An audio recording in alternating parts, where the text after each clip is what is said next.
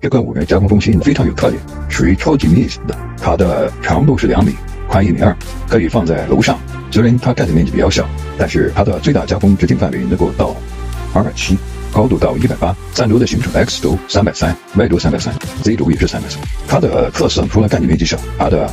X、Y、Z 还有 AC 轴都标配海德汉的高精度的光闪尺，这是标准配置。它的快移速度都能实现60米 ，AC 轴快移速度能够实现每分钟100转和200转，所以它的加速度是普通这种摇篮5轴的